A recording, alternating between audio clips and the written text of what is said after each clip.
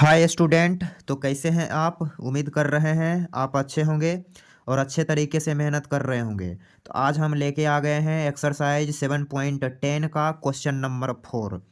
इसको इंटीग्रेट करना है और इसका डेफिनेट वैल्यू हमें कैलकुलेट करना है। तो आइए इस क्वेश्चन के सॉल्यूशन को देखेंगे और इंजॉय के साथ समझेंगे भी। ओके, तो हम इसका सॉल्यूशन करेंगे। फर्स्ट ऑफ ऑल, इसका वैल्यू कैलकुलेट करने से पहले हम वेरिएबल चेंज कर देंगे। कहने का मतलब सब्स्टिट्यूशन वाला मेथड है, हम अप्लाई कर रहे हैं। तो करेंगे क्या, x+2 को लेट कर ले रहे हैं t²। क्लियर, हमने लेट कर लिया। ओके, अब जैसा कि लेट करते ही हम क्या करते हैं, सब्स्टिट्यूशन के अकॉर्डिंग लिमिट भी चेंज कर देते हैं, लोअर लिमिट अपर लिमिट। तो जब हम x बराबर 0 लेंगे, जब x बराबर हम 0 लेंगे तो उस कंडीशन में t क्या मिलेगा, तो आप बोलेंगे √2 मिलेगा। ओके, और जब हम x बराबर 2 लेंगे 2, तो उस कंडीशन में t क्या मिलेगा, तो बोलेंगे 2 मिलेगा। क्लियर, तो हमने लिमिट चेंज कर दिया √2 से 2।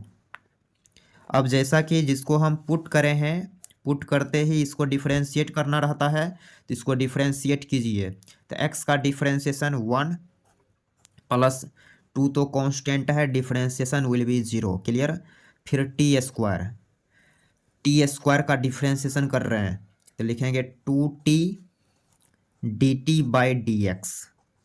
ओके, तो नेक्स्ट स्टेप में हो गया टी डी टी बराबर dx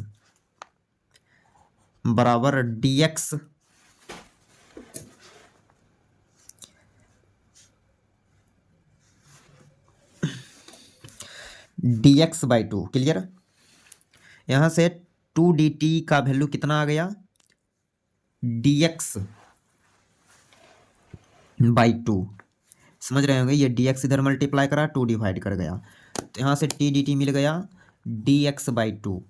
now according to question, अब आते हैं क्वेश्चन पे। Sine of integration, integration shift करेगा √2 से 2, x dx।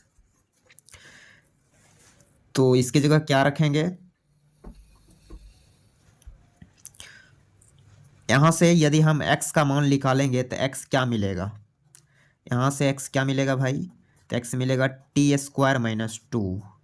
ओके, तो इस x के जगह हम रख दे रहे हैं t² - 2 रूट अंडर x+2। इसको क्या लेट करें हैं, तो अब बोलेंगे t² इंटू dx के जगह क्या रखेंगे, 2dt 2t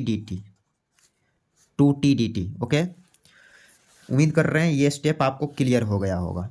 कुछ नहीं करा, जितना भी x वाला टर्म था उसको हमने t के टर्म में रिप्लेस कर दिया है, बस इतना ही करे हैं। अब थोड़ा सा हम इसको करेंगे स्लाइड।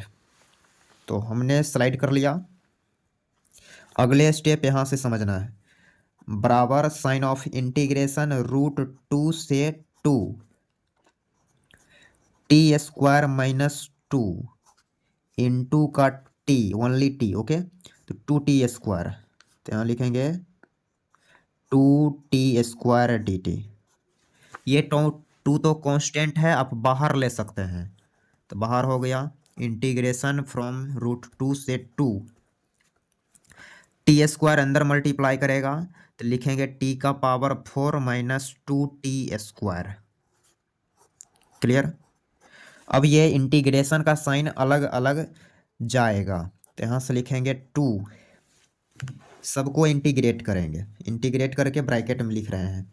तो t का पावर 4 का इंटीग्रेशन पावर रूल से, तो t का power 5 divided by 5 minus 2t³ divided by 3, फिर इंटीग्रेशन फ्रॉम √2 से 2।